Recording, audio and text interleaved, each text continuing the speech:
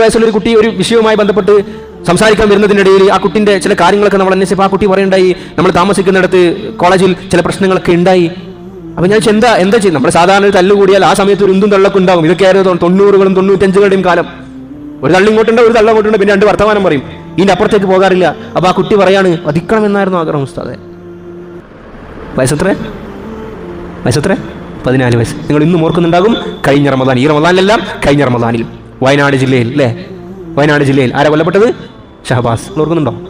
Indian നിയമപ്രകാരം അഡൽട്ടാണെന്ന് പോലും പറയാൻ പറ്റാത്ത 18 വയസ്സിന് താഴെയുള്ള ജുവനയിലായ ആളുകളാണ് ആ ക്രൈം നടത്തിയത്. അപ്പൊ ഇതിന്റെ ഗൗരവത്താണ്. അതൊക്കെ നിസ്സാരമായി തീർന്നു. ആ സംഭവമൊക്കെ നടന്ന ദിനരാത്രി എനിക്ക് ഇന്നും ഓർമ്മയുണ്ട്. റമദാന്റെ സമയമായിരുന്നു. എത്ര ദിവസമാണ് നമ്മൾ ഉറക്കം പോലും നഷ്ടപ്പെട്ടത്.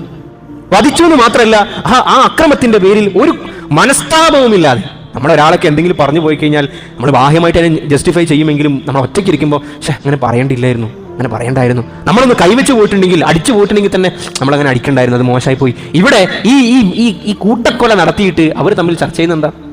എല്ലാം പോയിട്ടുണ്ട്, അള്ളാഹു കാത്തുരക്ഷിക്കുമാറാകട്ടെ, പറഞ്ഞ പോലെ പണി തീർത്തിട്ടുണ്ട് എന്ന രീതിയിലുള്ള വർത്തമാനങ്ങളായിരുന്നു നടന്നുകൊണ്ടിരിക്കുന്നത്.